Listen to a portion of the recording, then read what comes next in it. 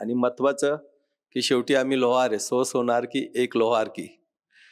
आपण केलेल्या मागण्यांवर ज्या वेळेस दुर्लक्ष होईल त्या वेळेस आम्ही ट्राय अगेन प्रत्येक वेळेस प्रयत्न करू. आणि जाताना एवढंच मी बोलू शकतो, हरिवंशराय बच्चन यांची एक कविता आहे आणि ते प्रत्येक लोहार समाजाच्या मनात उतरवली आहे की लहरों से डरकर नौका पार नहीं होती, कोशिश करने वालों की हार नहीं होती. चितोडगडावरचा पराजय स्वीकार केल्यानंतर समाजाने 5 पण केले होते की उजेडात राहायचं नाही, खाटेवर झोपायचं नाही, रंगीत कपडे घालायचे नाही, याप्रमाणे 5 पण ज्यावेळेस देश स्वतंत्र झाल्यानंतर या समाजाचा सरकारने ज्यावेळेस दखल घेतली त्यावेळेस हा समाज हळूहळू विकासाच्या मार्गावर जायला लागला. ह्या महामंडळाची जर लोहार समाजाला फार अशी गरज आहे, कारण आज आम्ही बघतोय की समाज तर विकसित नाही आहे किंवा त्या पद्धतीने ज्या पद्धतीने विकसित झाला पाहिजे इतर समाजाच्या अनुकरणाप्रमाणे ते होतच नाहीये. परंतु आज आम्ही कुठेतरी थोडे कमी पडत आहोत लोहार समाज म्हणून. तर मला वाटतं की युवकांनी ह्या आर्थिक विकास महामंडळावर जास्त फोकस करून सरकारकडे जास्तीत जास्त कसं सरकारचं कसं जास्तीत जास्त लक्ष वेधित केलं जाईल याप्रमाणे ते होऊ शकतो. नमस्कार, महाएम टीव्ही मध्ये आपलं मनपूर्वक स्वागत. आज आपल्या स्टुडिओमध्ये एक अत्यंत अभ्यासपूर्ण आणि सामाजिक दृष्ट्या महत्वाची चर्चा आपण साधणार आहोत. हिंदू लोहार समाजाच्या ऐतिहासिक वाटचालीपासून ते आजच्या सामाजिक, आर्थिक, राजकीय आणि प्रशासकीय मागण्यांपर्यंतचा हा संवाद सत्र आपण आपल्या स्टुडिओमध्ये घडवणार आहोत. आपल्यासोबत उपस्थित आहेत सन्मान्य श्री संजय कोळंबेकर. संजय कोळंबेकर सर हे कार्याध्यक्ष आहेत महाराष्ट्र राज्यस्तरीय हिंदू लोहार समाज समितीचे. सर आपलं मनपूर्वक स्वागत. आपल्यासोबत आहेत राजाराम तुकाराम कातळकर सर, मुंबईतल्या सर्वात जुन्या लोहार सामाजिक संस्थेचे ते अध्यक्ष आहेत. विश्वकर्मा लोहार सेवा संघ मुंबई या संघाचं ते प्रतिनिधित्व करतात. सर आपलं मनपूर्वक स्वागत. आपल्यासोबत आहेत ऍडव्होकेट युवराज जाधव. युवराज जाधव हे अध्यक्ष आहेत गाडी लोहार समाजाचे आणि अखिल भारतीय विश्वकर्मा प्रबोधन मंचाचे ते काम करतात. सर आपलं सहर्ष स्वागत सर. आपल्यासोबत आहेत सन्मान्य श्री प्रदीप चांदोरकर. प्रदीप चांदोरकर जी हे कार्यकारिणी सदस्य आहेत विश्वकर्मीय लोहार सेवा संघ मुंबईचे. सर आपलं स्वागत. नमस्कार, मी सागर धुरे आणि आपल्यासोबत या ठिकाणी आज मान्यवर उपस्थित आहेत आणि ही मुलाखत कॅमेऱ्यावर कव्हर करण्यासाठी आपल्यासोबत आलेख चाळके उपस्थित आहेत. तर सुरू करूया आजच्या या संवादाला. सर युवराज सर, लोहार समाजाची ऐतिहासिक पार्श्वभूमी सांगताना समाजाचा पारंपरिक इतिहास काय आहे आणि यासोबतच आपण सांगायचं की उपजीविकेची परंपरा, त्यामध्ये मग कौटुंबिक सहभाग असावा आणि ऐतिहासिक वाटचालीमध्ये आपलं काय योगदान होतं हिंदू लोहार समाजाचं, या वाटचालीबद्दल आपण माहिती द्यावी. ऐतिहासिक लोहार समाजाच्या उत्पत्तीबद्दल आणि कार्याबद्दल सांगायचं म्हटलं तर पंडित महादेव शास्त्री यांच्याद्वारे लिखित भारतीय संस्कृती कोश खंड 2 या पुस्तकात पेज नंबर 275 वर याची सविस्तर लोहार समाजबद्दल माहिती वर्णित केलेली आहे. पारतंत्र्यात ज्यावेळेस चितोडगडावर महाराणा प्रताप यांचं राज्य होते आणि ज्यावेळेस शेवटचं युद्ध झालं त्यावेळेस महाराणा प्रताप यांचा पराजय झाला, तर त्या पराजयाची पूर्ण जिम्मेदारी लोहार समाजाने स्वीकार केली आणि त्याच्यात म्हटले की आम्ही जर चांगले हत्यार बनवून दिले असते तर आमचा राजा हा विजयी झाला असता. आणि त्या दिवसापासनं चितोडगडावरनं हा लोहार समाज परत प्रांतात वास्तव्यास गेला. पण त्यांनी त्यावेळेस पण केले होते की जोपर्यंत देश आझाद होईल, जोपर्यंत आमच्या राजांचा पुन्हा गवगवाणी होणार, तोपर्यंत आम्ही चितोडगडात प्रवेश करणार नाही. 1947ला त्यावेळेस देश स्वतंत्र झाला, त्यावेळेस पहिले पंतप्रधान पंडित जवाहरलाल नेहरू यांनी भव्य असा चितोडगडावर कार्यक्रम आयोजित केला आणि संपूर्ण लोहार समाजाला सोबत नेऊन चितोडगडावर प्रवेश केला आणि तो एक सोन्याचा दिवस होता. हा इतिहास सांगताना सर्व लोहार समाजाला अभिमानाची बाब आहे. विशेष या लोहार समाजाच्या परंपरागत चालीरीती म्हणजे पहिले तर त्यांचं कार्य हे लोखंडाचं, लोखंडापासनं वस्तू बनवणे आणि त्याची विक्री करणे आणि त्याप्रमाणे त्यांचा रोटीबिटी व्यवहार हा सुद्धा आमच्या संस्कृतीप्रमाणे हा चालत आलेला आहे. यामध्ये चित्तोडगडावरचा पराजय स्वीकार केल्यानंतर समाजाने 5 पण केले होते की उजेडात राहायचं नाही, खाटेवर झोपायचं नाही, रंगीत कपडे घालायचे नाही, याप्रमाणे 5 पण ज्यावेळेस देश स्वतंत्र झाल्यानंतर या समाजाचा सरकारने ज्यावेळेस दखल घेतली त्यावेळेस हा समाज हळूहळू विकासाच्या मार्गावर जायला लागला. आणि आज विकासाच्या मार्गावर जात असताना आधुनिक युगामध्ये आज त्याला त्याच्या परंपरागत लोहार व्यवसायापासनं सुद्धा दूर जाताना आपण बघतोय. कारण हा व्यवसाय फक्त लोहारांपुरता मर्यादित नसून औद्योगिक क्षेत्राने त्यांचा हा व्यवसाय एक प्रकारे कमजोर केलेला आहे. म्हणून आज सुद्धा जगताना लोहार समाजाला खूप काही अडचणी येत असतात आणि या अडचणीबद्दल नक्कीच शासनाला मी विनंती करणार आहे की या लोहार समाजाचा परंपरागत व्यवसाय अजून विकसित व्हावा, त्यांचं जीवनमान सुंदर व आनंदमय व्हावं, यासाठी नक्कीच शासनाने यावर विचार करणं गरजेचं आहे. सर, तुम्ही चित्तोडगडच्या इतिहासाबद्दल माहिती दिली, त्याचप्रमाणे आपल्या छत्रपती शिवरायांच्या हिंदवी स्वराज्यामध्ये हिंदू लोहार समाजाचं योगदान याबद्दल प्रेक्षकांना माहिती तुम्ही द्यावी. छत्रपती शिवाजी महाराजांच्या आरमारात भीमा लोहार हे अभिमानानं नाव घ्यावं असं आमचं समाजाला त्याचा स्वार्थ अभिमान आहे. भीमा लोहार यांनी छत्रपती शिवाजी महाराजांच्या आरमारात हत्यार बनवण्याची सर्वात मोठी जिम्मेदारी त्यांच्यावर होती आणि महाराजांनी भीमा लोहाराचं ठिकठिकाणी सुद्धा वर्णन केलेलं आहे. आणि त्याच्या पुढे मग आता जसं तुम्ही सांगितलं की लोहार समाजाचा परंपरागत व्यवसाय हा एक प्रकारे आपण बोलू शकतो की भारतीय अर्थव्यवस्थेचा हा एक कणा होता, त्याचं महत्व, आणि आतापर्यंत ते समाजापासून हा परंपरागत व्यवसाय दूर चालल्याची खंत तुम्ही व्यक्त केली. परंतु आजच्या पिढीला सांगताना तुम्ही याबद्दल काय माहिती द्याल की या परंपरागत व्यवसायाचे जतन करणे किती महत्वाचं आहे? शेवटी आपल्या पूर्वजांनी म्हटलेलं आहे, जुनं ते सोनं. आणि हा जो आपला व्यवसाय तो अखंडित आणि अबाधित राहण्यासाठी आणि आपली संस्कृती टिकवण्यासाठी नक्कीच आपल्या व्यवसायाकडे लक्ष देणं गरजेचं आहे. पण त्याला शासनाची जोड सुद्धा असणं गरजेचं आहे. कारण आज सध्या कोळसा अवेलेबल होत नाही आणि जर लोखंडाला तापून त्याच्यापासून एखादी वस्तू बनवायची तर त्याला त्या वस्तुकांचा आणि पाठपुरावा करणं गरजेचं आहे. म्हणून माझ्या युवांना एवढंच म्हणणं आहे की आपल्या पूर्वजांनी जो लोहार समाजाचा व्यवसाय करून आपलं जीवनमय सुंदर करण्याचा व सुधारवण्याचा प्रयत्न केलाय, हा व्यवसाय नक्कीच पुढे नेण्यासाठी सर्वांनी ताकदीनिशी संघटित होणं गरजेचं आहे. वर्तमानात तुम्ही असं पाहताय की कुठंतरी तरुण जो आहे हिंदू लोहार समाजामध्ये तो ह्या परंपरागत व्यवसायापासून लाजतोय किंवा त्याला कुठंतरी असं मनामध्ये दडपण येते की आता या व्यवसायातून माझ्या घराचा मी उदरनिर्वाह करू शकेल का? या सगळ्या स्थितीबद्दल तुम्ही काय माहिती सांगू शकाल? नक्कीच सर, कारण सध्याच्या आधुनिक युगामध्ये हा परंपरागत व्यवसाय टिकून त्याच्यातनं काम करून जो आज मोबदला मिळतोय तो खूप अल्पशा आहे. म्हणून तरुण पिढी सध्या या व्यवसायाकडे जास्त करून दुर्लक्ष करते की कितीही मेहनत केली शेवटी कडकातल्या कडक लोखंडाला आकार देऊन तो आपलं सुंदर जीवनमान बनवू शकत नाही. कारण त्याच्या मागं लागणारं त्याचं जे भांडवल आहे ते त्याच्या येणाऱ्या इन्कमपेक्षा खूप काही जास्त आहे. आणि म्हणून आज युवा या व्यवसायाकडे पाठ फिरवत आहे.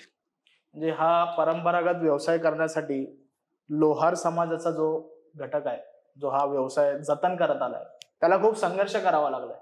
म्हणजे त्याला ठिकठिकाणी प्रवास करावा लागलाय, त्याला या राज्यातून त्या राज्यामध्ये जावं लागलंय, त्याला या शहरातून त्या शहरामध्ये जावं लागलंय. तर या सगळ्या स्थितीबद्दल आणि वर्तमानातल्या त्याचं संलग्न कसं करता येईल, या सगळ्या दोन्ही स्थितीला कसं संलग्न करता येईल? बघा, लोहार समाजातल्या पोटजातीमध्ये गाडी लोहार आहे, घिसांडी लोहार आहे, शिकलगार आहेत. आता गाडी लोहारांचा नावापुढेच गाडी लावलेली. बैलगाडीत बसून परिवाराला या गावावरनं त्या गावावर नेणं, त्या गावात वस्तू का बनवणं, गावोगावी विकणं. पण आज तो कुठंतरी एका ठिकाणी वास्तव्यात झालेला आहे. पण शासन दरबारी आज मुलांना शिक्षणासाठी लागणारं कास्ट सर्टिफिकेट, त्यासाठी लागणारे डॉक्युमेंट, त्याच्यानंतर त्या कास्टचं व्हेरिफिकेशनसाठी आज शासनाकडनं 60 वर्षाचा डोमसेल पुरावा मागितला जातो. आणि आजही NT भटक्या जातीत असणाऱ्या लोहार समाजाला ते डॉक्युमेंट अवेलेबल होत नाही. विशेष काहीकांकडे व्हेरिफिकेशन आहे. रक्ताच्या नातातलं शासनाने GR काढल्यावर सुद्धा भरपूर ठिकाणी कार्यालयात कास्ट व्हेरिफिकेशनला ते जोडल्यावर सुद्धा अडचणी येत आहेत. आणि पूर्वी काय होतं की जो व्यवसाय करत होता त्याला त्या नावानं पुकारलं जात होतं, बोली भाषेवर समाजाला पुकारलं जात होतं. आता काहीकांना ठिकाणी बॉर्डरवर असणारे, महाराष्ट्र गुजरात बॉर्डरवर असणारे जो समाज आहे, तर बोलीभाषा गुजराती सुद्धा येते, तर त्यांच्या नावापुढे कधी कधी गुजराती लोहार लावलं गेलंय.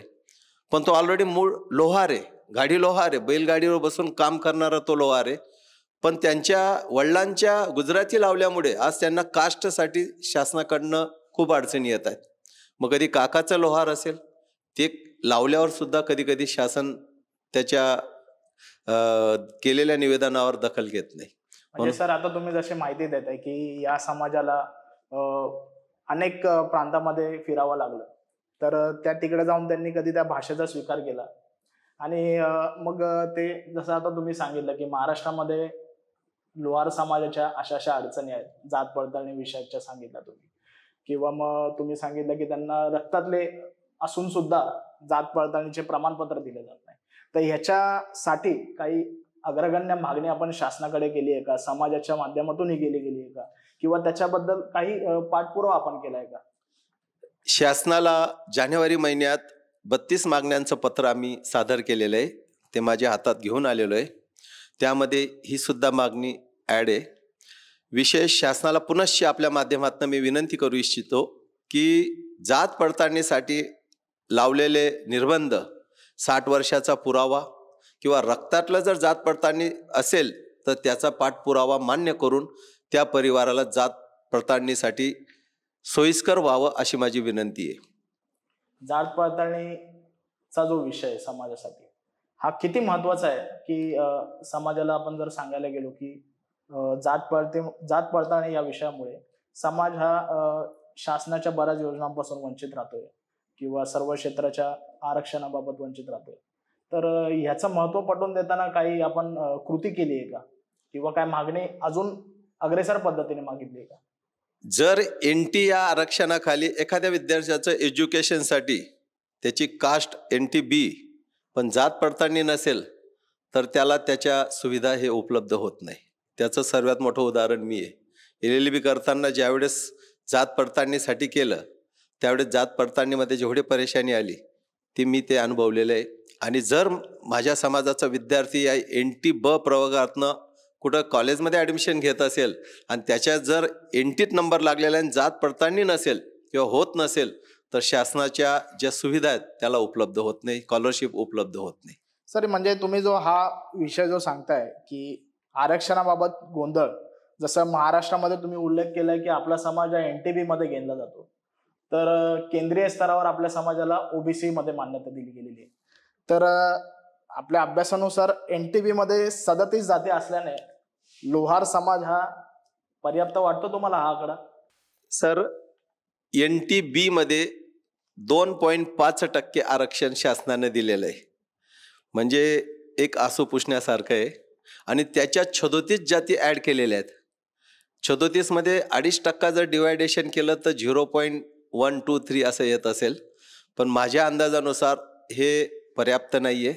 आणि विशेष महाराष्ट्रात NTची सुविधा लोहार समाजाला लागू केलेली आहे, पण शासनामध्ये OBC मध्ये मोडला जात असतो.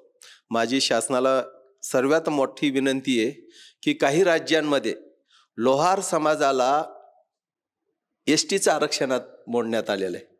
मग महाराष्ट्रामध्ये त्याच लोहार समाजासोबत द्विन्याय का म्हणून?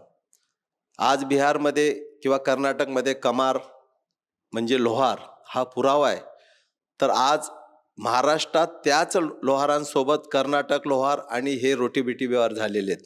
मी शासनाला विनंती करतो की 2.5 हा NTचा आरक्षण हा महाराष्ट्राला आणि माझ्या समाजाला पर्याप्त नाही आहे, तो अधिक वाढून मिळावा. आणि शासनामध्ये, केंद्र शासनामध्ये विनंती आहे की जर याच्यात ST आरक्षणाबद्दल या समाजाचा विचार केला तर नक्कीच विकासाच्या मार्गावर लोहार समाज येईल.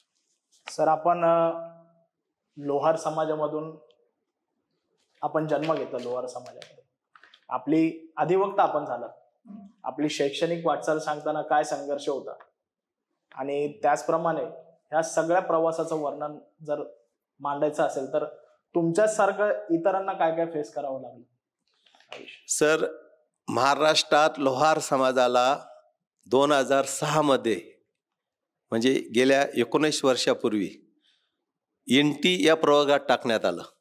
तेही 2.5% त्या अगोदर सुद्धा महाराष्ट्रातल्या काही जिल्ह्यांमध्ये लोहार समाजाला NTचं सर्टिफिकेट मिळत होतं. उदाहरण द्यायचं म्हटलं मराठवाडा, औरंगाबादमध्ये. पण महाराष्ट्राच्या काही जिल्ह्यांमध्ये NTचं सर्टिफिकेट लोहार समाजाला मिळत नव्हतं. तर कुठंतरी वाटचाल झाली आणि 2006 पासून NTचं हे आरक्षण लागू केलेलं आहे. पण ते पर्याप्त नसल्यामुळे आजही माझा विद्यार्थी, आजही माझ्या समाजातले विद्यार्थी ओपनमध्ये कधी कधी ॲडमिशन घेतात आणि लागणारी सर्व फी हे पे करत असतात. मी या आपल्या माध्यमातून एवढंच सांगू शकतो शासनाला की जर समाज शिकला तर नक्कीच देशाला आणि राज्याला त्याचा विकासाचा फायदा होत असतो. मी आपल्यासमोर एक छोटंसं उदाहरण शिक्षण घेत असताना मनात आणलेलं होतं की बाबासाहेबांनी सांगितलेलं आहे की जो समाज जागृत असतो, शिकलेला असतो, तर त्या समाजाचा विकास हा कायम होत असतो. एक उदाहरण आहे की बाबासाहेबांकडे एक रिपोर्टर रात्री 2 वाजता गेले, दरवाजावर थाप मारली. स्वतः बाबासाहेबांनी दरवाजा खोलला आणि म्हटलं की आपण कोण? तर म्हटलं मी रिपोर्टर, आपली मुलाखत घ्यायची. पण मुलाखत घेण्यापूर्वी रिपोर्टरांनी प्रश्न केला बाबासाहेबांना की रात्रीचे 2 वाजले आणि तुम्ही अजून झोपले नाही. त्यावेळेस बाबासाहेबांनी त्यावेळचं जे दिलेलं उदाहरण आहे स्वातंत्र्यापूर्वीचं, त्यावेळेस बाबासाहेब म्हटला की माझा समाज अजून झोपलेला आहे म्हणून मी जागा आहे. ज्या दिवशी समाज जागृत झाला त्या दिवशी मी आरामात झोप घेईल.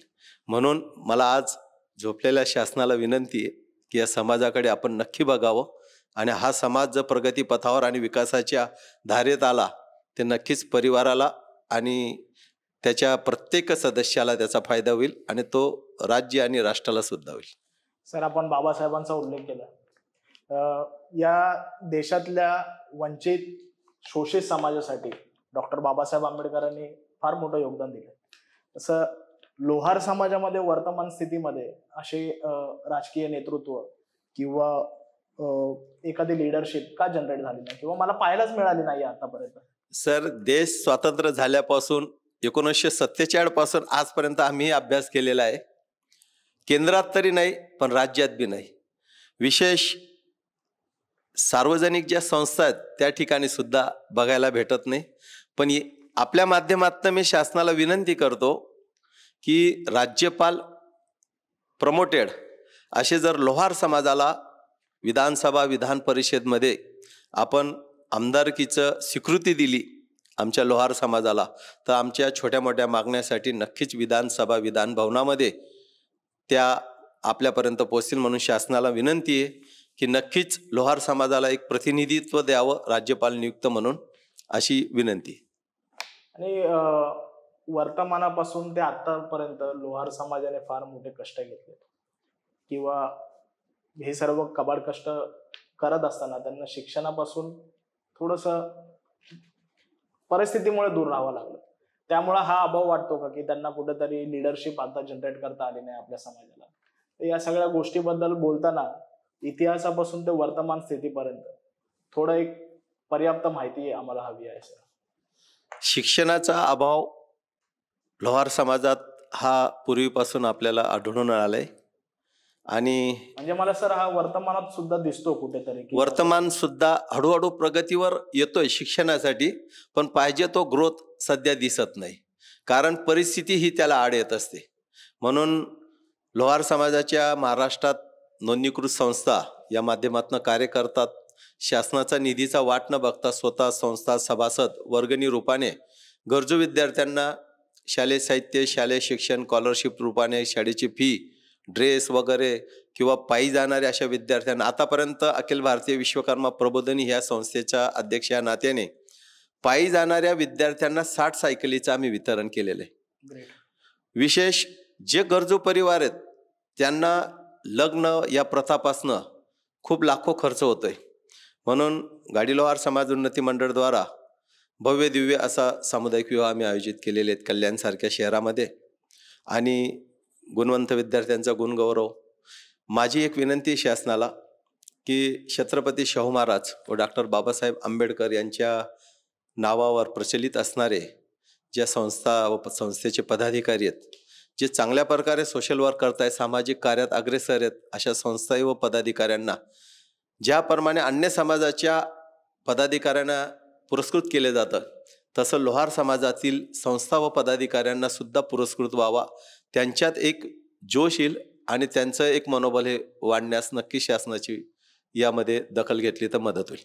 अधिवक्ता युवराज यांनी महाराष्ट्र शासनातल्या मंत्री गणांसमोर आपली खंत व्यक्त करताना आव्हानही केले. यासोबतच हिंदू लोहार समाजातल्या प्रस्थापित लोकांना या समाजातील विस्थापित गरजू लोकांसाठी मदत करण्याचं आवाहन या ठिकाणी केलंय. माझा पुढचा प्रश्न आहे प्रदीपजी यांना. सर, हिंदू लोहार समाजामध्ये भगवान विश्वकर्माची मान्यता आहे, तर त्यांच्या कौशल्याचं सृजन करते असं भगवान विश्वकर्माची आपण ओळख जाणत आहोत.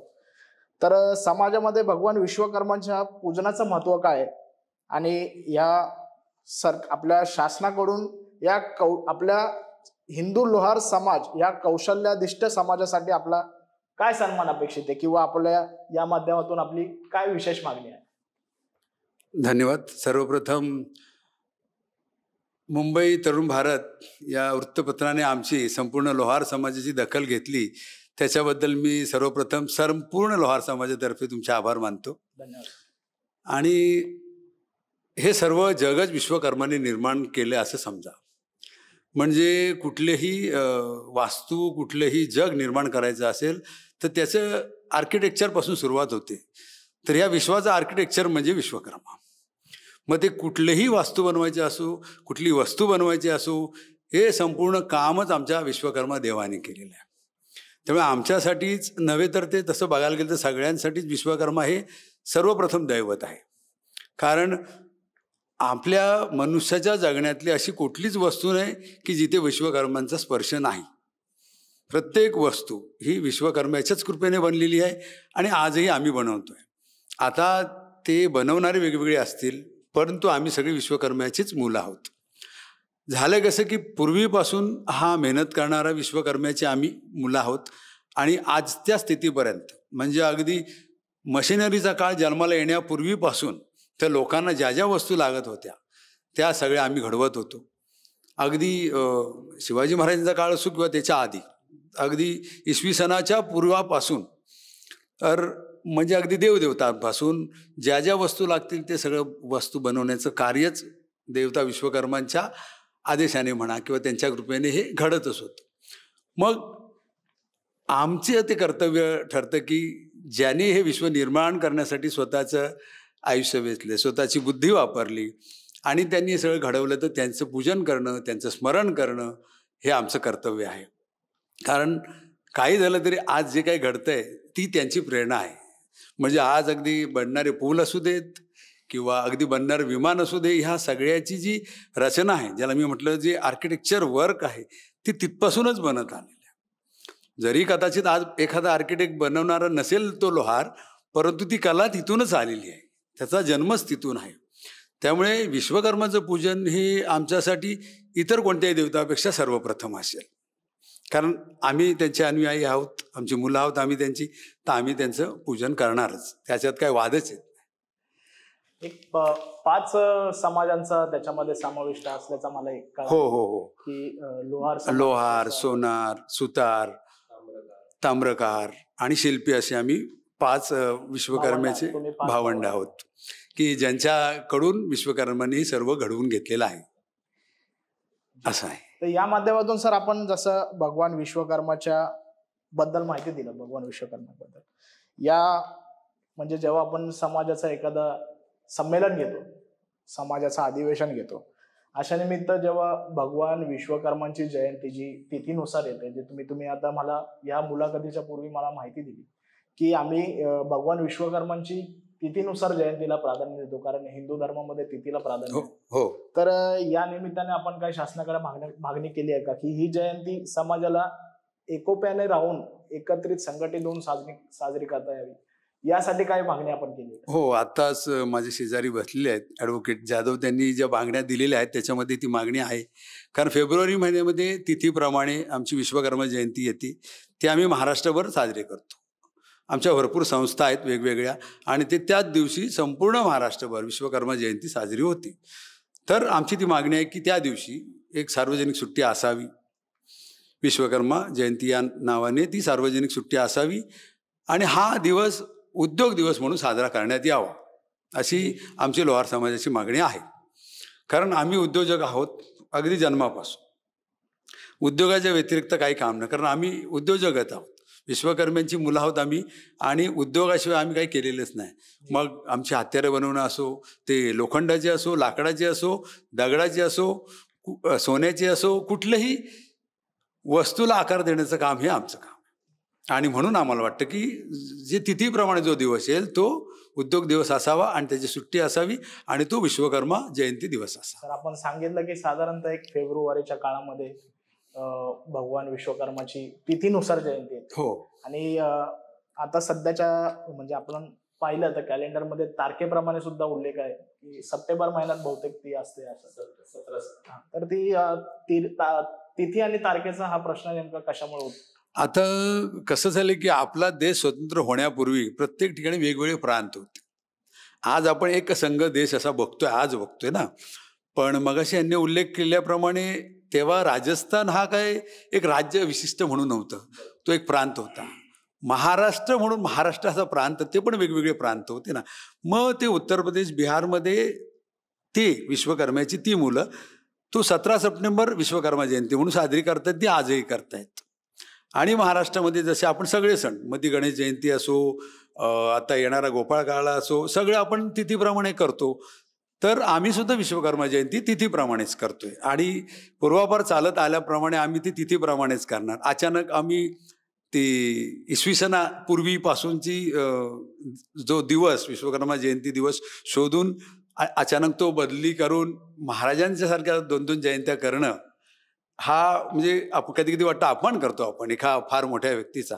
तर त्यापेक्षा आपण तिथीप्रमाणे आम्हाला आमची विश्वकर्मा जयंती साजरी करण्यात यावी, आणि तोच दिवस आम्हाला उद्योग दिवस आणि विश्वकर्मा जयंतीच्या नावाने सुट्टी मिळावी. ही फार छोटीशी मागणी आहे, काय फार मोठी मागणी नाही आहे. समाजाला सर मला असं वाटतं तुम्ही या माध्यमातून आवाहन केलं पाहिजे की कुठेतरी हा दुरावा किंवा ही वेगळी दरी जी निर्माण झाली आहे तारीख आणि तिथीची, ती कुठेतरी हटावी, आणि आपण सर्वांनी संयुक्तरित्या येऊन शासनाला सुद्धा आपण जी विनंती केलीच आहे त्यावर समाजाने सुद्धा भर दिला पाहिजे. यासोबतच सर एक आपल्याला विचारायचं आहे की विश्वकर्माच्या प्रेरणेने लोहार समाजाला आशीर्वाद स्वरूपामध्ये कौशल्य मिळालंय, परंतु हा व्यवसाय लोहार समाजाकडून जतन केला जातोय का, किंवा फार त्यांच्यासमोर फार चॅलेंजेस दिसत आहेत का? किंवा मला जसं पाहायला मिळतं की आता लोहार समाजाला कामं मिळत नाहीये, किंवा दुसऱ्या लोकांकडून त्यांचा रोजगार हिसकावला जातोय, अन्य समाजाकडून हिसकावला जातोय. वर्तमानात ही स्थिती जास्त पाहायला मिळते. याबद्दल तुम्ही मला काय माहिती द्या? नाही, बरोबर आहे तुमचं जे म्हणणं आहे. म्हणजे हा प्रश्न तसा आम्हाला आणि आमच्या बऱ्याच बांधवांना, भगिनींना आहे. पण झालंय कसं की जसा काळ बदलला, म्हणजे आम्ही एका जागी बसून, म्हणजे आता उल्लेख केल्याप्रमाणे एका गावात बसून आम्ही लोहार काम करणारी पण माणसं आहोत. एका गावात काम नाही मिळत म्हणून दुसऱ्या गावात जाऊन काम करणारी पण आम्ही माणसं आहोत. लोखंडाला हवा तो आकार देणार, लाकडाला हवा तो आकार देणं, हे आमच्या DNA मध्येच आहे. अगदी हजारो लाखो काय माहिती नाही ती काय वर्षे असतील. म्हणजे कुठल्याही लोहाराचा DNA चेक केला तुम्ही, कुठलाही लोहार तुम्हाला कुठली ना कुठली कला सादर करेल. त्याच्यात तुम्हाला फक्त लोहार नाही तर तो चित्रकारही असेल, तो मूर्तिकार असेल, तो शिल्पकार असेल, तो लोखंडाचं काम करेल, तो लोहार काम करेल, तो सोनार काम करेल, असा हा DNAच आहे मुळात. पण काळ बदलला तसा कुठेतरी आम्ही पण थोडे कमी पडलो स्वतःला बदलायला. जसं आता हे म्हटले, एक नेतृत्व प्रखर असताना तर आम्हाला थोडी दिशा सापडली असती. आहे मान्य आहे की कधी कधी आमचे काही रोजगार आहेत, जसे हत्यार बनवणं आहेत किंवा काय, हे काही लोक आमच्या अपरोक्ष येऊन काम करतायत आणि ते कमवत आहेत. ही थोडीशी आम्ही त्यांना दिली सूट, ही आमची पण चूक आहे. आणि कुठेतरी आमच्या आता तरुण मुलांना तो कमीपणा पण वाटतो की ऑफिसमध्ये बसून काम करणं आणि ते कोळसा गरम करून त्याच्यात हत्यार गरम करून काम करणं, तर बघताना लोक म्हणेल काय काम करतो. हा कुठेतरी जो एक कमीपणा वाटतो ना, तो असं मी म्हणेन की आमच्या बांधवांनी, आमच्या भगिनींनी, आमच्या मुलांनी तो कमीपणा वाटून न घेता, स्वतःला मारवाडी कसा मारवाडी समजतो, तो कधी स्वतःला कमी समजत नाही ना, तसं आम्हाला पण वाटलं पाहिजे की मी लोहार आहे आणि मी लोहारच आहे. त्यावेळी लोखंड आणि माझं नातं कधी तुटू शकत नाही, लाकूड आणि माझं नातं तुटू शकत नाही. मी त्याच्याशी बांधला राहणार आणि मी त्याच्यात प्रगती करणार आणि काळानं रूप मी बदलणारच. हे थोडंसं आम्हाला कमी पडतंय. तर माझी अशी सगळ्यात माझ्या बांधवांना, भगिनींना, मुलांना विनंती आहे की काही झालं तरी आपण जे आपलं नातं लोखंडाशी आहे ते आपण न सोडता त्याला जसं फिरवायचं तसं फिरवून आपण स्वतःचं स्थान पुन्हा एकदा निर्माण करायचं. सर तुम्ही सांगितलं सर, एक प्रचलित म्हण आहे, सोनार की एक लोहार की. तर ह्या म्हणीला अनुसरून जेव्हा आपण समाजामध्ये आपल्या परंपरागत व्यवसायाचा गर्व या माध्यमातून आपण निर्माण करायचा प्रयत्न करतो, एक आव्हान गेलं पाहिजे आणि या माध्यमातून ते आव्हान आपण फार चांगल्या रीतीने मांडलंय. सर माझा पुढचा प्रश्न असा आहे की संजयजी आपण राजकीय आणि सामाजिक क्षेत्रामध्ये फारच सक्रिय आहे. आपण बरेचसे विषय समाजासाठीचे शासनापर्यंत नेण्याचा प्रयत्न केलाय. आर्थिक विकास महामंडळाची मागणीबद्दल आपल्या युवराज सरांनी आपल्याला माहिती दिली, तर या संदर्भामध्ये आपण काय पाठपुरावा केलाय आणि याची वर्तमानातली स्थिती या बद्दलची आम्हाला माहिती हवी सर. सर्वप्रथम आपलं नमस्कार. आर्थिक विकास मंडळाबद्दल मी बोलायला गेलो तर काफी प्रमाणात म्हणजे त्याचा पाठपुरावा करण्यात आलेला आहे, संपूर्ण महाराष्ट्रातून केलेला आहे. आणि 10 ऑक्टोबरला त्याची अलॉटमेंट केली गेली आणि अलॉटमेंट केल्यानंतर फक्त 50 कोटी म्हणून ह्या लोहार समाजाला दिलं गेलं होतं. त्यानंतर आमदार सन्माननीय श्री गोपीचंद पडळकर साहेबांनी हिवाळी अधिवेशनामध्ये मुद्दा मांडला की हे 50 कोटी ह्या समाजाला तेवढे हे होऊ शकत नाहीत, डेव्हलपमेंट होऊ शकत नाही की विकास करू शकत नाही, तर तुम्ही 100 कोटी करा. आणि आताच्या ह्या काही दिवसापूर्वी त्यांनी पूर्ण अलॉटमेंट करून तो कार्यरत करण्याच्या प्रयत्नात आहेत. परंतु लावलेले जे निर्बंध आहेत आर्थिक विकास महामंडळाबद्दल लोहार समाजाला गेल्या 60 वर्षानंतर मिळालेल्या, तर मला सरकारला एवढंच सांगायचं की जे लावलेले निर्बंध आहेत ते कुठेतरी स्थिल करण्यात यावं. आणि ते स्थिल केल्यानंतर कमीत कमी ह्या समाजाला, जसं अण्णाभाऊ साठे महामंडळाला किंवा इतर जे महामंडळ आहेत त्यांना ज्या पद्धतीने जे अनुदान दिलं गेलं 500 कोटी किंवा 900 कोटी किंवा 300 कोटी, याप्रमाणे ह्या समाजाला त्यांनी तो निधी तेवढा देण्यात यावा. कारण हे 60 वर्षानंतर मिळालेलं अनुदान आहे आणि जर ते काफी प्रमाणात मिळालं तर मला वाटतं की तो समाजापर्यंत पोहोचला जाईल आणि हा समाजातले युवक युवती एक उद्योजकाकडे वळतील आणि त्या उद्योजकांमुळे एक समाज डेव्हलप होईल आणि विकसित पण होऊ शकतो. एवढंच माझं म्हणणं आहे. म्हणजे सर तुम्ही सांगितलं की म्हणजे युवराज सरांनी सुद्धा त्याबद्दल माहिती दिली की महाराष्ट्र शासनाच्या कॅबिनेट कडून या प्रकरणाला माहिती मिळाली, आपल्या मान्यता मिळाली आपल्या लोहार समाजाच्या आर्थिक विकास महामंडळाला, परंतु ते आता अद्यावत कृतीत का नाही आले गेलेले आहेत? म्हणजे काय त्याच्याबद्दल काही कारण सांगितले गेली आहेत का किंवा काय विषय सांगितला गेला आहे का सर? नाही, त्याबद्दल सरकारने कुठल्या प्रकारचे आम्हाला कारण दाखवलेले नाही आहेत. परंतु ते आत्ताच्या ह्या काही दिवसापूर्वीच मी म्हणतोय की त्यांनी पूर्ण जिहार काढलेले आहेत आणि त्या जिहारामध्ये आमची एवढीच मागणी आहे की जे निर्बंध लावलेले आहेत आणि सरकारी प्रशासकीय अधिकारी 7 आणि अशासकीय अधिकारी 3 हा जो रेशो लावलेला आहे हा कुठेतरी स्थिर करण्यात यावा. आणि ज्यावेळी ते लोन अप्रुव्हल करतील त्या लोन अप्रुव्हलमध्ये जे निर्बंध लावून ठेवलेले आहेत की 25% आणि 75% हा कुठेतरी स्थिर करण्यात यावा आणि तो 100 कोटी म्हणजे 100% तो अवेलेबल करून देण्यात यावा की जेणेकरून 60 वर्षानंतर मिळालेला आहे.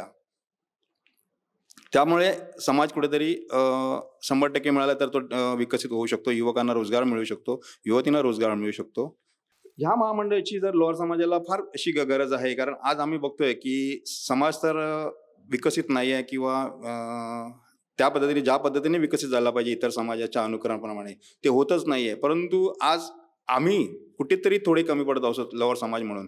तर मला वाटतं की युवकांनी ह्या आर्थिक विकास महामंडळावर जास्त फोकस करून सरकारकडे जास्तीत जास्त कसं सरकारचं कसं जास्तीत जास्त लक्ष वेधित केलं जाईल याप्रमाणे ते होऊ शकतो. 32 मागण्यामधील काही प्रमुख मागण्या ज्या लवकरात लवकर झाल्या पाहिजे. 32 मागण्यामध्ये पहिली मागणी केली ती म्हणजे आर्थिक विकास महामंडळ. तो कार्यरत होईलच लवकरात लवकर असं मला शासनाला सांगायचं आहे, आणि ते लवकरात लवकर करावं असं मी शासनाला सांगेन. आणि दुसरी मागणी प्रबलित आहेत, काही मागण्या अशा प्रबलित आहेत की त्या पाठपुरावा चालू आहे. पण सर्वप्रथम मी एवढंच सांगेन की भारतीय संविधानाप्रमाणे जर ह्या लोहार समाजाला राष्ट्रपती कोट्यातून जर एखादी आमदारकी मिळाली विधानमंडळाची, तर मला वाटतं की हा समाजाचा आवाज, बुलंद आवाज विधानसभेमध्ये किंवा विधिमंडळामध्ये मांडू शकला जाईल आणि तिथपासून तो समाज पुढे विकसित होऊ शकतो. कारण नेतृत्व नसल्या कारणाने हा समाजाचा विकास कधीच होऊ शकत नाही. सर, हा स्वीकृत आमदारकीचा जो मुद्दा आहे हा आपण राज्यपालांसमोर मांडलाय, त्याबद्दल त्याच्याबद्दल काही रिप्लाय आला का? कारण तुम्ही सांगत आहात, बराच व्यथा आपण मांडत आहात की समाजाला आतापर्यंत राजकीय नेतृत्व नाही मिळालं, समाजाच्या गोष्टी पटलावर आतापर्यंत आणल्या गेल्या नाही किंवा मांडल्या गेल्या नाही. तर यासाठी समाज म्हणून मुंबईतला किंवा महाराष्ट्रातला राज्यस्तरीय लोहार समाज जो आहे याची ही मागणी प्रामुख्याने मांडताना काय आपण शासनासमोर व्यक्त झाला? राष्ट्रपती कोट्यातून ज्यावेळी आमदारकी आपण मागत आहोत तर त्याचं पूर्ण पत्रव्यवहार केलेला आहे आणि राज्यपालांकडे ज्यावेळी हा पत्रव्यवहार केल्यानंतर काही महिन्यातच आम्हाला असं एक पत्र आलेलं आहे की तुम्ही इलेक्शन कमिशनरकडे तो विषय गेलेला आहे. तर हा विषय इलेक्शन कमिशनरकडे नाही आहे, तर 12 आमदारांचं नियुक्ती करण्याचं अधिकारच राज्यपालाला आहे आणि ते राज्यपालाच्या कोट्यातूनच व्हायला पाहिजे. आतापर्यंत असे दिले गेले कोणत्या समाजाच्या नेतृत्वाने? माझ्या माहितीप्रमाणे मागील वर्षी गोपीचंद पडळकर असतील किंवा अजून दोघे जण आहेत, त्यांचे नाव मला पूर्ण माहिती नाहीत, परंतु गोपीचंद पडळकरांना पण आमदारकी त्याच माध्यमातून दिली गेली होती. तसं लोहार समाजामधून आता आपण मागणी केली आहे सर. हा, त्याप्रमाणेच त्याचा आधार घेऊन आपण लोहार समाजासाठी एक स्वीकृत आमदार देण्यात यावा, तर एवढी विनंती मी केलेली आहे. नक्कीच सर, आपल्या विनंतीला लवकरात लवकर शासनाच्या माध्यमातून न्याय मिळावा अशी आपण चॅनलच्या वतीने विनंती आपण या प्रकारे मांडत आहोत. माझा पुढचा विषय असा आहे सर, मला सन्माननीय राजाराम सरांना विचारायचं आहे. प्रधानमंत्री विश्वकर्मा योजना अंमलात आणली होती, याचा लाभ समाजाला मिळाला का? किंवा आपण याबद्दल काय माहिती देऊ शकाल? या योजनाची घोषणा झाली, योजना अंमलात आणली गेली, समाजाने याचा उपभोग घेतला का? माझं आमचं म्हणणं एवढंच आहे, ही योजना विश्वकर्मा योजना डिक्लेअर केली ती त्याचा लाभ समाजाला मिळायला पाहिजे होता, समाजापर्यंत हे टायटल यायला पाहिजे होतं, पण आता अद्यापपर्यंत आलेलंच नाही. कारण त्याच्यामध्ये महिलांचा विकास घडवता येत नाही, समाजाचा विकास घडवता येत नाही. आर्थिक जी बाजू आहे ती कमजोर असल्या कारणाने समाजापर्यंत काही मुलांना शैक्षणिकदृष्ट्या किंवा व्यावसायिकदृष्ट्या काही लाभ घेता येत नाही. आणि ती गव्हर्नमेंटने प्रत्येक समाजापर्यंत ही योजना पोचवावी, त्यांचे अधिकारी पाठवावे समाजाकडे. पूर्वी मुंबई, पुणे, नाशिक अशा महाराष्ट्रातल्या विविध शहरांमध्ये, प्रमुख शहरांमध्ये लोहार समाजाचे जे बांधव होते आपले, हे रस्त्यावर आपला परंपरागत व्यवसाय करत होते. त्यासाठी त्यांना MMC किंवा त्या शहराच्या कायद्यानुसार एक परवाने दिले गेले होते. तर आता मला असं पाहण्यात येतं की तो परंपरागत व्यवसाय रस्त्यातला जो आपला समाज बांधव करत होता तो आता कुठेतरी कमी होताना दिसतो किंवा दिसतच नाही, एकदम विलुप्त झालाय कुठेतरी. याबद्दल काय माहिती द्या सर? मी पत्रकाराच्या माध्यमातून एवढंच सांगू शकतो की जे बांधव रस्त्याच्या कडेला जे रोजगार करत होते पारंपरिक पद्धतीने, आणि त्या वस्तू ज्या बनवल्या जात होत्या त्या म्हणजे जे बनवणारे लोहार बांधव होते त्यांच्याकडून ज्या वस्तू बनवल्या जात होत्या, पण जे घेणारे व्यक्ती त्याचा कोणत्या पद्धतीने गैरवापर करतात हे त्या मेकिंग करणाऱ्या लोहार समाजाला माहिती नव्हतं. आणि ह्याचं असं होतं झालं की घेणारा काही करतो त्या गोष्टीचा, म्हणजे त्या वस्तूने काही करू शकतो, मग कुठेतरी तो गुन्हेगारीमध्ये तो अडकल्यानंतर तो ज्या लोहार बांधवाने बनवलं असतं त्या तिथपर्यंत ते पोहोचलं जातं आणि मग कुठेतरी पोलीस प्रशासन त्या ह्याला जबाबदार आहे. आणि म्हणून मी शासनाला एवढं सांगू शकतो की ज्या पद्धतीने इतर समाजाला ज्या पद्धतीने परवानाधारक दिलेले आहेत त्याप्रमाणे ह्याही समाजाला परवानाधारक देण्यात यावं, एवढी माझी कळकळीची विनंती आहे. सर, या गोष्टीला अनुसरून मला आपल्याला एक विशेष गोष्ट विचारायची की जसं सरांनी सांगितलं की लोहार समाजाचा आपला जो परंपरागत व्यवसाय आहे, हा व्यवसाय करणारा बांधव याला कुठेतरी गुन्हेगारीच्या कचाट्यामध्ये अडकवलं गेलं. किंवा कुठेतरी पोलिसांनीच त्यांना या भावनेने गुन्ह्यामध्ये फसवलं गेल्याचं सरांनी सांगितलं, की तेव्हापासून मग एक विशेष कायदा का नाही आणला गेला किंवा आता या कायद्याची मागणी केली गेली आहे का? जसं समाजाला जर टार्गेट करून गुन्हे नोंदवले गेले जाते तर ही फार मोठी खंत आहे. याबद्दल काय मागणी झाली आहे का? सर, काही ठिकाणी अशा घटना घडलेल्या आहेत की लोहार आणि सुतारी काम करणारा आमचा समाज, त्याच्याकडे हत्यारे आणि शस्त्र असणं हे गरजेचं आहे. मग त्याच्यात पसाटी आली, कुऱ्हाड आली याप्रमाणे. पण त्याचा वापर जर कोणी गुन्हेगारी प्रवृत्तीच्या व्यक्तीने तो केला तर त्यामध्ये लोहार समाजाने हत्यार बनवलं म्हणून त्याची विचारपूस होत असते. मी जानेवारी महिन्यामध्ये जे आमच्या लोहार समाज राज्यस्तरीय समन्वय समितीच्या माध्यमातून 32 मागण्या शासनाला दिलेल्या आहेत. त्या शासनाच्या मागण्यांमध्ये एक मागणी ही सुद्धा आहे की जो परंपरागत व्यवसाय करतोय लोहार समाज, तर त्याला हत्यारे बाळगण्यासाठी रीतसर शासनाचा परवाना मिळावा म्हणून अशी विनंती केली, जेणेकरून या समाजाचं त्यापासून संरक्षण होईल. कारण संख्याबळ कमी, समाज छोटा आणि त्यामध्ये समाजावर होणारे अन्याय अत्याचार या संपूर्ण गोष्टी विविध ठिकाणी आपल्याला पाहायला मिळत असतात.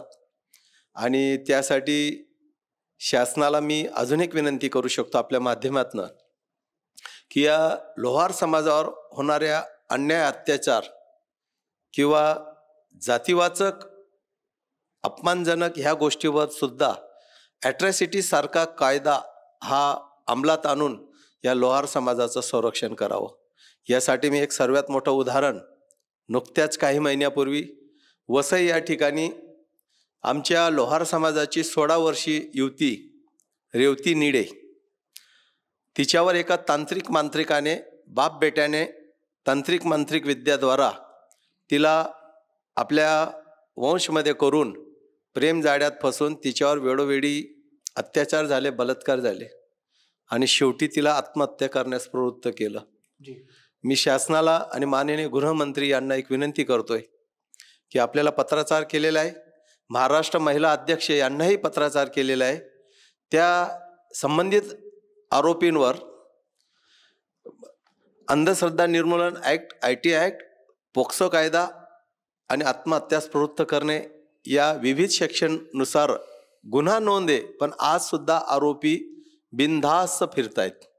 हा एक आमच्या समाजासाठी आणि त्या परिवारावर झालेल्या अन्यायासाठी ही एक खेदाची बाब आहे. म्हणून शासनाला मी आपल्या माध्यमातून विनंती करतो की अशी अन्याय रोखायचे असतील तर आपण केलेल्या कडक कायदा आणि केंद्र सरकारद्वारा लागू केलेल्या BNS अशा विविध कायदा महिला संरक्षणासाठी आहेत. म्हणून आपल्याला या माध्यमातून विनंती करतो की त्या रेवतीला न्याय मिळण्यासाठी जे आज बिनधास्त आरोपी फिरत आहेत त्यांच्यावर अटक करून योग्य ती कारवाई करावी. अंधश्रद्धा निर्मूलन कायदा हा पूर्वी ॲड न होता पत्राचार करून IT ॲक्ट आणि अंधश्रद्धा निर्मूलन 2013 नुसार ॲड केल्यावर सुद्धा अजून सुद्धा आरोपी फिरतात. त्या कायद्यात एवढे कठोर शिक्षाचं प्रावधान आहे, त्याला इमिजिएट अरेस्टचं त्यामध्ये प्रावधान आहे, पण आज सुद्धा आरोपी फिरत आहेत. म्हणजे समाजाची कुठेतरी ताकद किंवा एक मागासलेला समाज आहे, तर आमच्या समाजाला कुठेतरी शंका निर्माण होते की आपण जे पिछड्या वर्गातलं आहे, मागासलेलं आहे, म्हणून आपल्या म्हणण्यावर जास्त करून दुर्लक्ष होतंय. म्हणून त्यासाठी ॲट्रॉसिटी सारख्या कायद्याचं संरक्षण या समाजाला मिळावं अशी मी विनंती करतो. रेवतीच्या अत्याचाराचं प्रकरण महाराष्ट्रामध्ये म्हणजे तुम्ही सांगताय म्हणून आता की त्या प्रकारे त्याबद्दलची जागरूकता अजून समाजपर्यंत आली नाही. परंतु हा जो प्रकार जो झालेला आहे तो अत्यंत दयनीय आणि दुर्दैवी आहे. तर समाजाकडून जे आरोपी म्हणजे समाजाकडून आपली काही मागणी झाली आहे का की आरोपी इतके स्वस्त कसे काय फिरतात किंवा याबद्दलचा कायदेशीर पाठपुरावा कोण करत आहे आणि अजूनही त्या व्यक्तींना म्हणजे त्यांच्या शिक्षा का नाही झाली याबद्दल समाजाकडून अग्रेसर मागणी काय केली? मागणी माननीय मुख्यमंत्री साहेबांना आणि महाराष्ट्र महिला अध्यक्ष तर त्यांनाही आपण दिलेली आहे. आणि सर्वात महत्त्वाचं साहेब, पुरातत्व विभागाद्वारे प्रमाणित असं वसईच्या किल्ल्यात एक तांत्रिक मांत्रिक आपला हाफिस खोलून या तांत्रिक मांत्रिक विद्येचा बढावा देत होता आणि त्याच्यात ही रेवती अडकली आहे. म्हणजे पुरातत्व विभागाच्या नियम आणि कायद्याला सुद्धा न जुमानणारा असे मुजोर आरोपी आज बेफान फिरतायत. वेळोवेळी पत्राचार केलाय, काही मीडियाने सुद्धा दखल घेतली आहे, पण आज सुद्धा आरोपींवर कठोर कारवाई झालेली नाही. मी महाराष्ट्राचे गृहमंत्री यांना खास करून विनंती करेल की एक असा आदर्श घडवा की आरोपींवर त्याची वचक बसेल म्हणून. जसं आता मी संजय सरांना प्रश्न केला की जो परंपरागत व्यवसाय करणारा मुंबईतला लोहार समाजाचा बांधव आता कुठेतरी दुर्मिळ दिसतोय, त्यांना त्याच्या मागचा एक विषय असा आहे सर की त्यांना शासनाकडून पूर्वी जे परवाने दिले जात होते ते आता कुठेतरी नूतनीकरण होत नाहीये, किंवा काय बरेच जसे आपण सांगितले की ह्याच्या मागे त्यांना गुन्ह्याची पार्श्वभूमी दाखवून अडकवलं गेलं, महानगरपालिकेने बरेच काही कारण देऊन त्यांचे परवाने रद्द केले. याबद्दलची काय मागणी किंवा काय विषय आपण माध्यमासमोर मांडू शकतो का? मी शासनाला विनंती करू इच्छितो की कुठलाही समाज असो, लोहार समाज व्यतिरिक्त अन्य समाजही असेल, ज्या वेळेस तो त्याच्याकडे असणाऱ्या परंपरागत हत्यारापासून ज्या वस्तुका घडवतो, तर त्या वस्तुकाचं रीतसर, त्या हत्यारांचं रीतसर त्या समाजाला आणि लोहार समाजाला त्याचा परवाना मिळायला पाहिजे, जेणेकरून गुन्हेगारी प्रवृत्तीचे जे लोक आहे त्या हत्याराचा गुन्ह्यासाठी वापर करत असतात, तर त्यामध्ये लोहार समाजाला विनाकारण अडचणीला सामोरे जावं लागतं. म्हणून पुनश्च विनंती की त्यांना रीतसर परवाना त्या समाजाला मिळावा अशी मागणी आहे. आणि ज्यांच्याकडे परवाना पूर्वी होता, त्यांच्या आजोबांकडे होता, वडिलांकडे होता, पण आज नातू रिन्युअल करायला जातात तर तो रिन्युअल होत नाही, ही एक शोकांकित आहे. म्हणून शासनाला यामध्ये दखल घेणं गरजेचं आहे. तर प्रदीप सर, मला तुम्हाला एक विशेष प्रश्न असा विचारायचा आहे की आपल्या हिंदू लोहार समाजामध्ये माता भगिनींचं योगदान हे समाजाच्या जडणघडणीमध्ये केवढं राहिलंय? महिलांबद्दल बोलायचं म्हटलं तर पुरुषाचं आयुष्यच म्हणजे निकामी असं म्हणा. काय झालं की पुरुषाला माहिती आहे की स्त्री आपल्यापेक्षा बलवान आहे, सहनशील आहे आणि ती आपल्याला कधीही मात देऊ शकते. म्हणून पुरुषाने पुरुषप्रधान संस्कृतीच मुळात निर्माण केली. स्त्रीशिवाय पुरुषाचं आयुष्य खरोखर निकामी आहे. अर्धवट मी म्हणणार नाही, अर्धनट नारी ईश्वर म्हणतो शंकराला ना, त्यापेक्षा कितीतरी अधिक स्त्री आहे. आणि आमच्याकडे तर तुम्ही म्हणाल तर स्त्रिया घनपण मारतात. म्हणजे पुरुष हत्यार काढून जेव्हा बाहेर काढतो, त्या आयरणीवर ठेवतो, तेव्हा घन मारून ती त्या हत्याराला वाढवते. म्हणजे जेवढं पुरुष काम करतो तेवढंच ती करते. शेतकऱ्याची बायको शेतकरी नांगरणी करतोय तर ती शेतकऱ्याबरोबर सगळं काम करत असते. स्त्री पुरुषाच्या बरोबर कुठेही कमी नाही. म्हणजे आमची लोहार स्त्री असू दे, शेतकऱ्याची पत्नी असू दे किंवा आणि कुठलीही असू दे, स्त्री पुरुषाच्या बरोबरीने तेव्हाही आहे, आजही आहे. आज ती पायलटही आहे. आत्ताच उदाहरण बघितलं दिव्या देशमुख की जिने आता बुद्धिबळामध्ये जगातली पहिली झाली, ती पण आली. स्त्री कुठे कमी नाही आहे. मी स्त्रीचं बद्दल तर कायम सन्मानित आहे, कारण ती माझी आई आहे, बहीण आहे, मैत्रीण आहे, सगळीच आहे. फक्त होतं की आम्ही तिला अजून उत्कर्षासाठी तेवढा हात देत नाही जेवढा द्यायला पाहिजे. हिंदू लोहार समाजाच्या जडणघडणीमध्ये तुम्ही सांगता की सर स्त्रीचा फार मोठा वाटा आहे. त्यांचे प्रश्न काय म्हणजे आपण मी जसं सांगतोय आपण की तुम्ही मुंबईतल्या लोहार समाजाच्या अगदी जुन्या संघटनेचं प्रतिनिधित्व करता, आपल्या संघटनेपर्यंत काही प्रश्न आलेत का आतापर्यंत? किंवा जसे आता आपण चर्चेमध्ये बरेच घेतले की जात पडताळणी वगैरे असे विषय, या व्यतिरिक्त काही प्रश्न आहेत का त्यांचे? नाही, प्रश्न आहेत, पण बऱ्याचदा काय होतं ते येत नाहीत. म्हणजे आता बघा, नवरा बायको आहेत, मुलं आहेत, काही कारणास्तव एखादीचा पती जातो, ती विधवा होती, तिच्या पदरात 2-3 मुलं असतात, तर त्यांचा उदरनिर्वाह करणं, स्वतःचं करणं, तो फार कठीण काम असतं. अशा वेळी संघटनेला जमतं तेवढं संघटना करते, पण यासाठी काहीतरी विशेष योजना असायलाच हवी. ही फक्त लोहारांच्या स्त्रियांचा प्रश्न नाही आहे. जेवढ्या पण स्त्रिया ज्या अशा अचानक विधवा होतात, ज्या नवऱ्यावर अवलंबून असतात, तेव्हा फार अडचण होते आणि त्या मागायला पण जात नाहीत. त्यांना जितकं शक्य असतं त्याप्रमाणे ते करतातच आणि त्या घडवतातच मुलांना त्यांच्या आणि स्वतःला.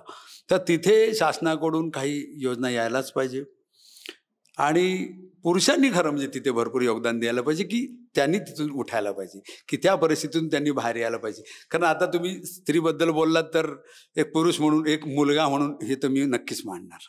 जसं ज्ञाती पंचायतीवर आपण लोहार समाज अजून काही काम करतो का?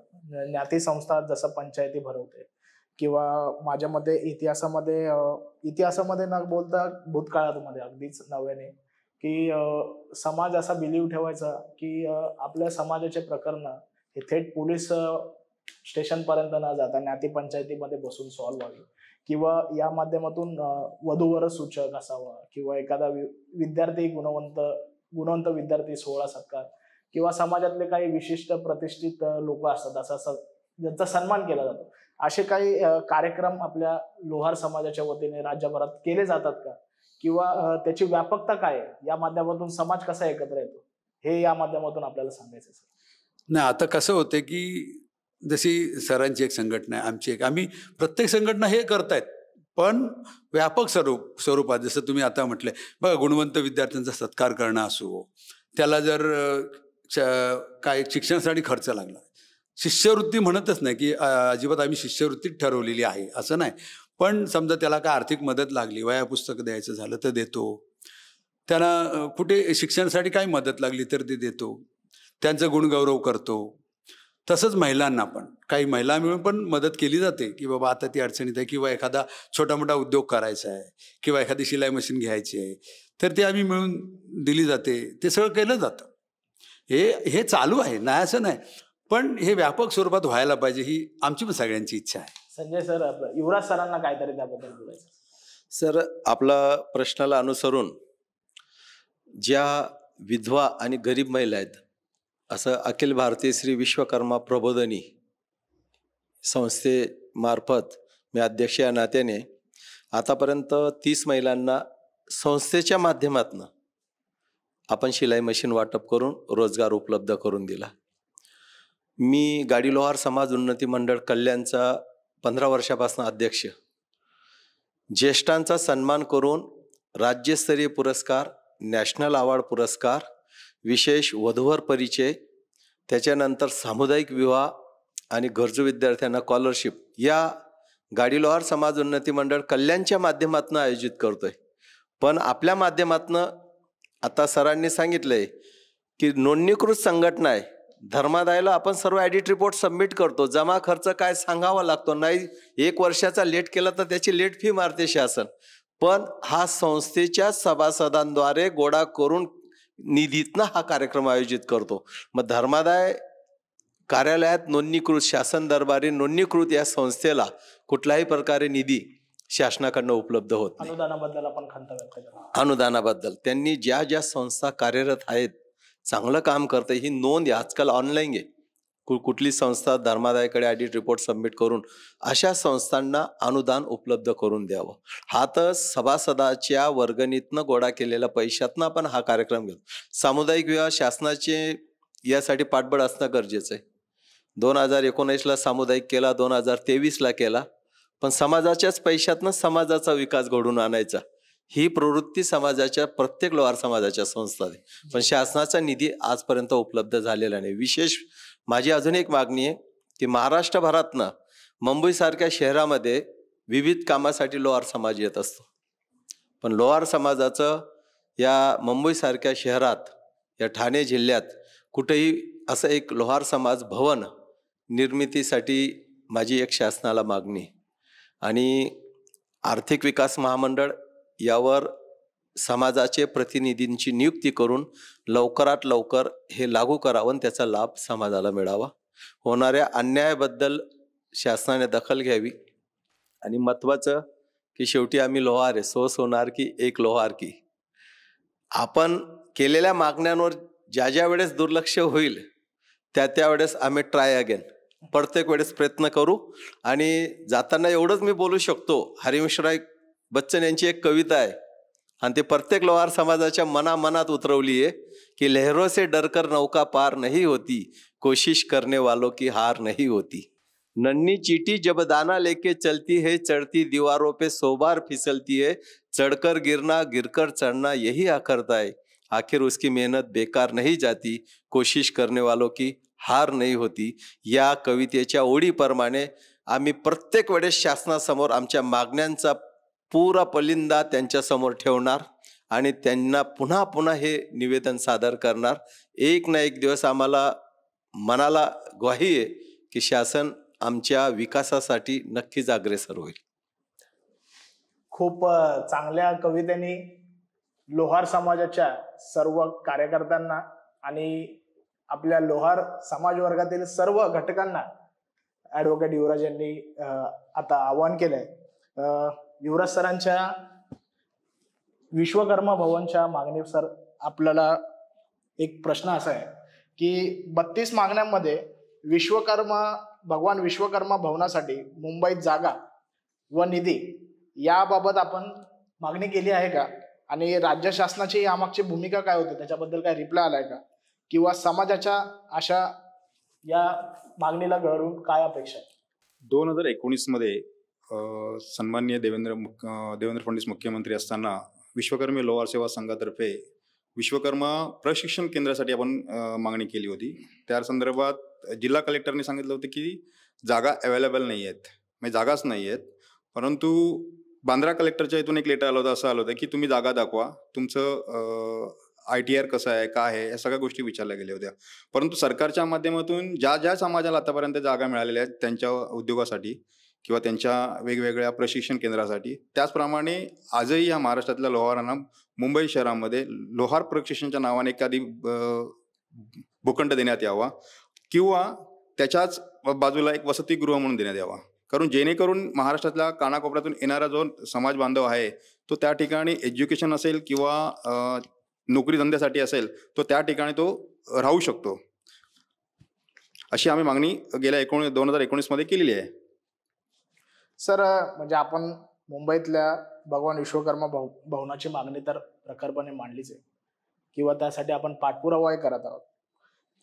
या सर्व प्रक्रियेमध्ये महाराष्ट्र राज्यस्तरीय हिंदू लोहार समाजाची जी जडणघडण आहे, जो प्रवास आहे, यामध्ये युवा वर्गाकडून आपण काय अपेक्षा व्यक्त करतोय? नाही, मगाशीच माझे स्नेह बोलले की आपला जो पारंपरिक व्यवसाय आहे, जर त्या पारंपरिक व्यवसायाकडे जर आपण वळलो परत, तर तो युवक लवकरात लवकर उद्योगपती म्हणजे उद्योजक मध्ये येऊ शकतो.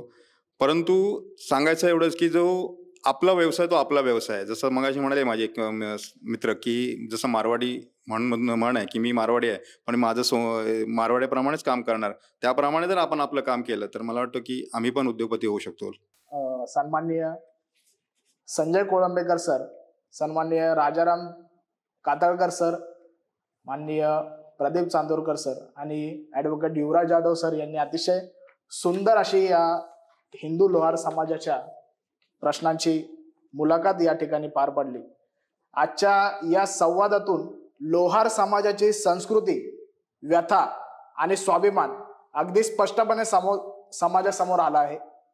महाराष्ट्र शासनाच्या योजना, नीतींची अंमलबजावणी आणि समाजाच्या जागृतीतूनच खऱ्या समरसतेचं चित्र उभं राहील, या मुलाखतीच्या माध्यमातून आमचं सांगायचं उद्दिष्ट होतं. या मुलाखतीचं सर्व संयोजन आपण MAIM-TV चॅनलवर पाहिलं आहे आणि ही संपूर्ण मुलाखत आणि हा संवाद आपल्याला कसा वाटला यासाठी आपण आपल्या प्रतिक्रिया कमेंट बॉक्समध्ये नक्की नोंदवा आणि MAIM-TV या चॅनलला लाईक करा, सबस्क्राईब करा अशी आपणास विनंती आहे. आणि सर्व आपण मुलाखत ऐकली त्यासाठी मनापासून धन्यवाद. जय विश्वकर्मा, जय भीम.